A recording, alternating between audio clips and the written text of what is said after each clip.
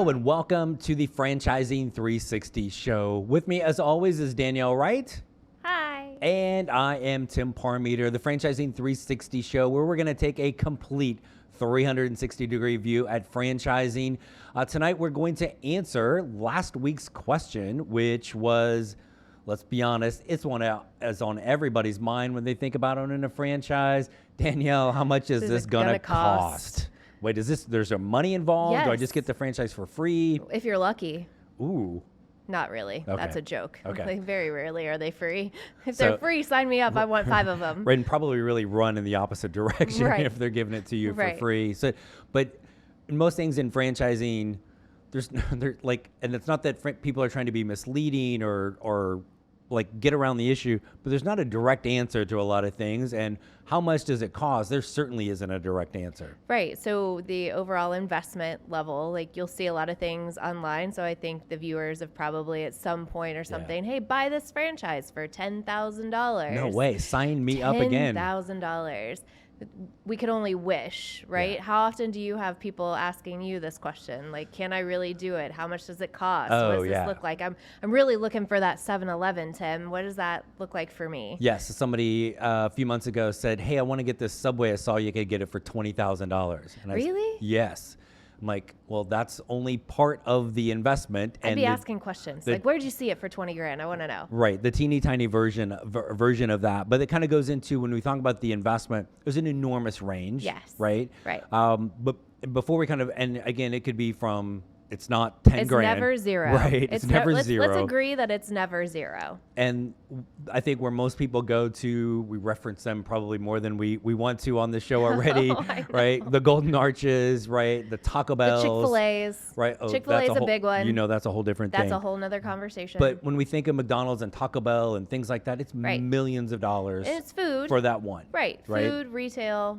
You're dropping a lot of brands that are very expensive to own. Right. Yes. Because it is kind of where most people's mind goes to with this. So the range can be that high, but let's talk about what goes into when we talk about investment, but really it's total investment.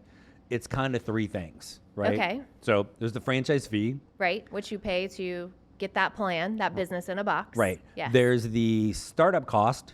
Which gets it up and going so that you can, deliver Tim's Sandwich Shop. Right. And then it is number 3 is the operating capital. And we talked about that a couple weeks ago with the plan. The rainy day fund. Right. So let's start with number 1, franchise fee. Franchise fee. Why do I have to pay you money to be a franchise owner? Because we set the franchise and you have to pay us. We built the business, right? So honestly, the franchise fee gives you as an owner access to the trademarks, access to the plan, access to the support.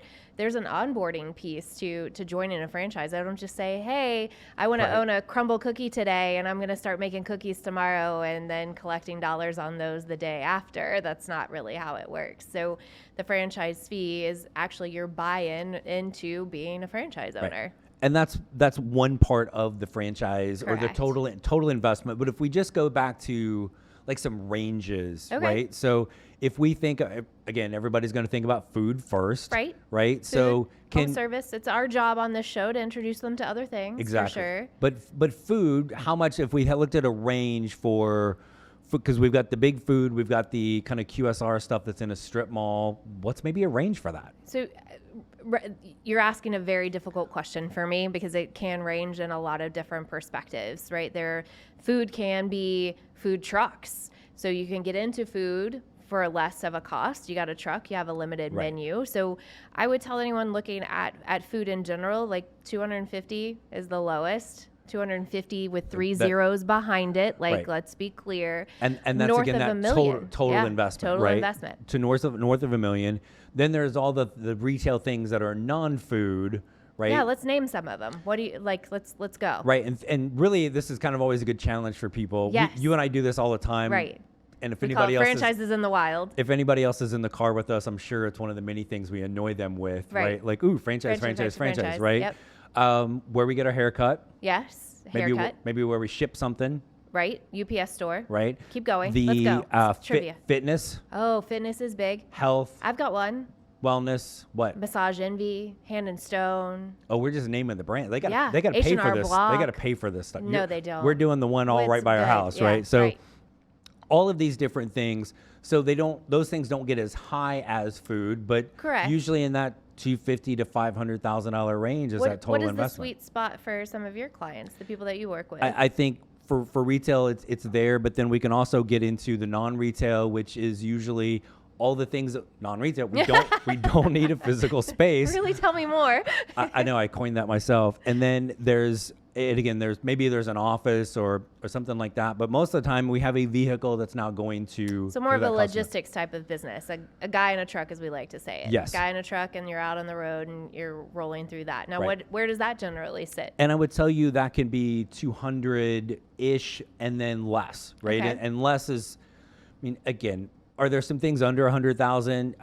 Sure there are, but Yeah. not that many, right? Or not much below there. Well, there are. It's just a matter. Back to some of the other episodes. What is it you're looking to do? Right. Do you want a true business? And there's Right. going to be a little bit substantial, but it's kind of there. And so that's kind of the range. Let's do this when we come back. Let's Yeah. talk about kind of each of those categories: that franchise fee, the startup capital, and then the operating cost, All right? right. For that and a whole bunch more here on the Franchising 360 show when we come back.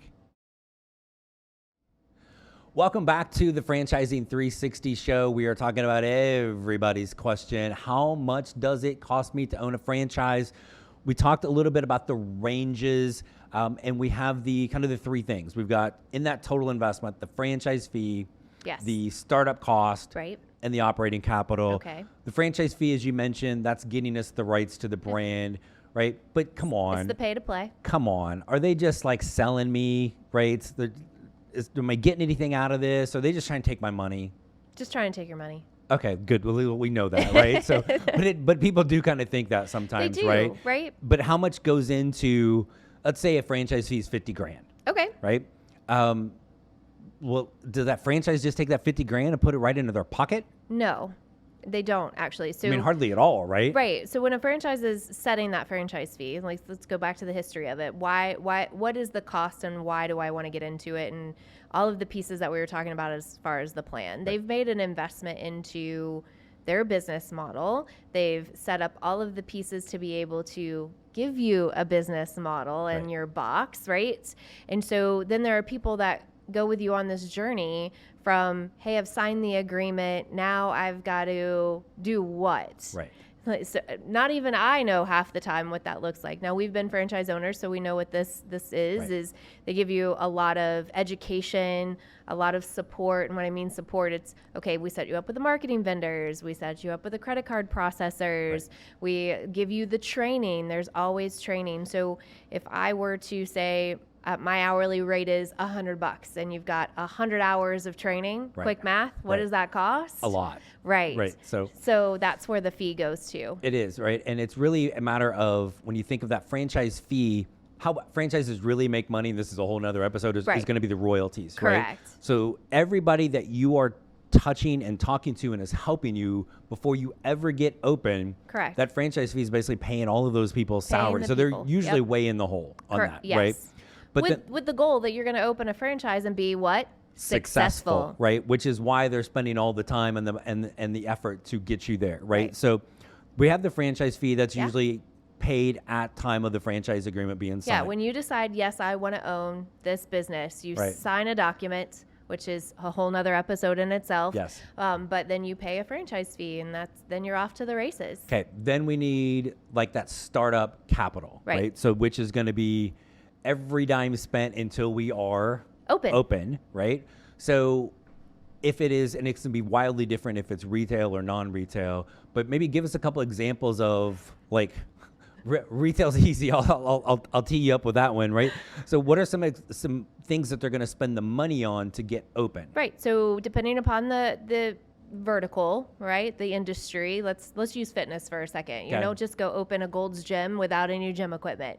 So you have to put mirrors on the walls. A lot of times you have to put carpet on the ground, right? You have to buy the equipment. Right. You have to have a water fountain. You have to have some retail, right? Like who doesn't love going in and buying But we retail? need an actual location even before all of that, right? Yes. small Small point, points, right? Small points. So, and then all the things there's the empty shell. Now we got to make it look pretty. You got to build out the shell, right? So it generally gets broken down into construction costs or build out costs. You're going to have an architect or an engineer a lot of the times because the box that you're going into may not necessarily be for you specifically. And then again, you have to furnish it, add fixtures, add equipment, all of the pieces. And you may have to hire some people before you even get started. There we go back to that pesky labor thing. So, and then, but that also, that sounds like a lot because it is. It is a lot. It is a lot. If it's non-retail, some of the same things apply. Right. Because if you have, like we talked, a guy in a van, you got to buy a van. Got to get a guy. We need a guy for that. Got to have the van wrapped. Got to do that. You got to go to training. I think I know in franchising, I feel like we don't promote that as much. But to your point, I think you've said on numerous occasions, tell us about some of your clients, like most of the time you place people and they have no clue what they're doing. No. And so you need to be trained on those 7 spinning plates, on how to be a business owner. Even a lot of times people want to know actually how to do the work, even though I may not do the actual work. Right? Yep, absolutely. And again, a whole nother episode, but the training side of things, like sometimes you're going to get this checklist that's like a mile-long thing of checklist of things you have to do even before you get open. Right. And again, and that's the plan. That's the box. And not just get the van or wrap the van. It's get the van from this vendor because we're going to get it at a discount typically. Right. So, and that helps in the overall investment level too. So when you're talking about the wide ranges, a lot of times it shows that maybe we're financing some equipment or we're financing a vehicle instead of actually purchasing it. Now, that's something we would tell people. I think you would tell your clients, please speak in. Like what you would tell them is a lot of times you don't want to go and write a check for that. You do want to do the financing option. It's a little different than your personal finances. But what do you see with your clients? What do they typically look for? Yeah, and again, as always, there's a big range with this, right? But again, sometimes you can finance that just like you would if we go out. Like you just got your son a car here recently, right? Yeah. So, lucky me. Right, and maybe you just wrote a check for the whole thing. I wish. Right. So, but you didn't. So we're in franchising. Same thing with this, all on that startup cost. But again, part of that plan, knowing where we can get that, put it, right? So let's come back to then the operating capital, right? We get a handle on some of the things that we need to get open. Now that pesky operating capital and what that's about and what that goes for, we're going to hit that up next here on the Franchising 360 show. Welcome back to the Franchising 360 show. Tonight's question we are tackling is how much does it cost? Danielle, we've talked a little bit about, there's the franchise fee. We've talked about the startup money, right? Now we're open day one. One of the things that really, I think, sets the franchise world apart from the startup is operating capital and making sure franchise owners are, at a minimum, properly capitalized, if not overly capitalized. Can I ask you a question? Yes, please. Because you asked me before, but what's operating capital? So operating capital is essentially everything.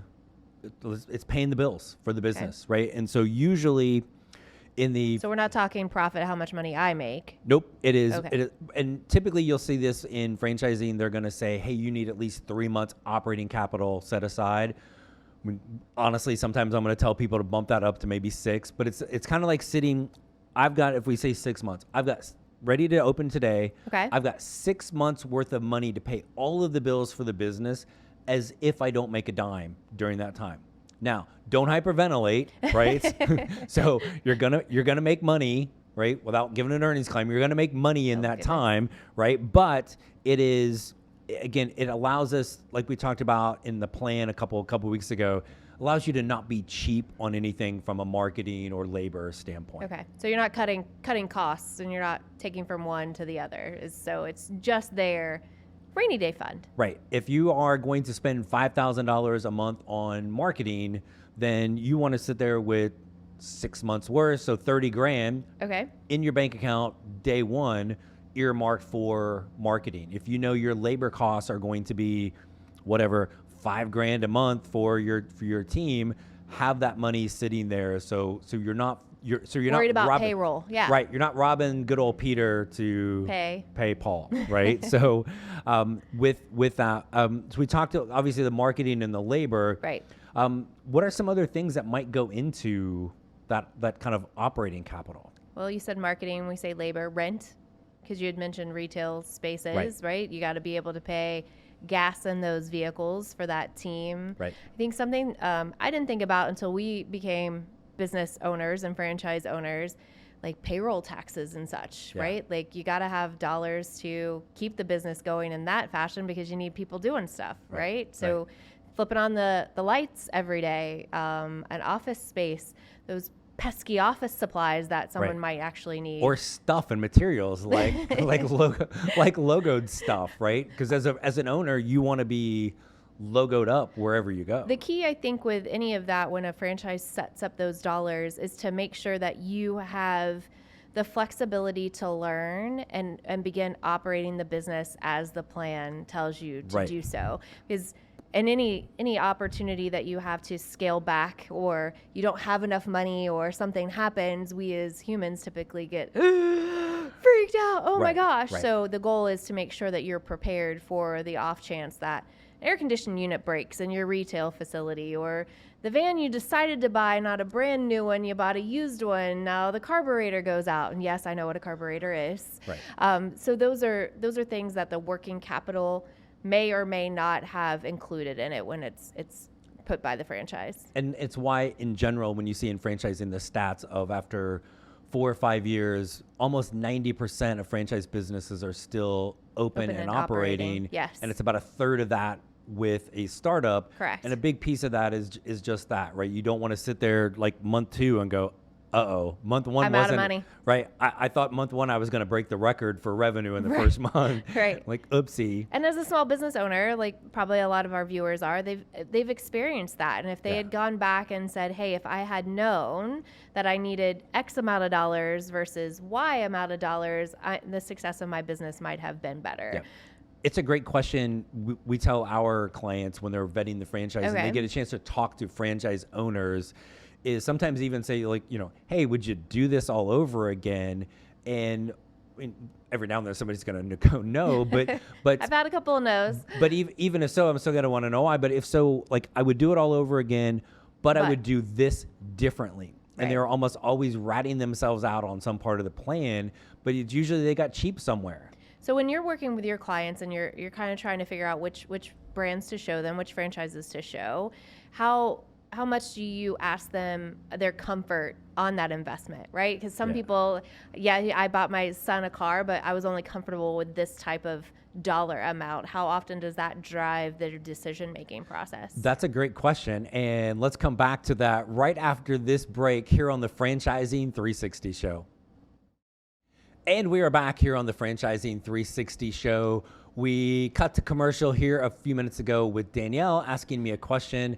And of course, I was totally listening because it's always a good idea to listen to your co-host, and especially when it's your wife. But Danielle, maybe somebody home wasn't listening or they forgot. What was the question you asked me? So the question was, how often, when you're talking to clients about franchises, how much is that overall investment impacting their decision, right? Like, do you tee it up to say, I've got my answer and we can save that for later, but how often does that impact what you show them? Oh, it always impacts it, right? Okay. It's always kind of equated to buying a house, right? If you get a pre-approval for a home loan, like, I got pre-approved for $1 million. Sweet, good for you. Does that mean you have to buy the $1 million house?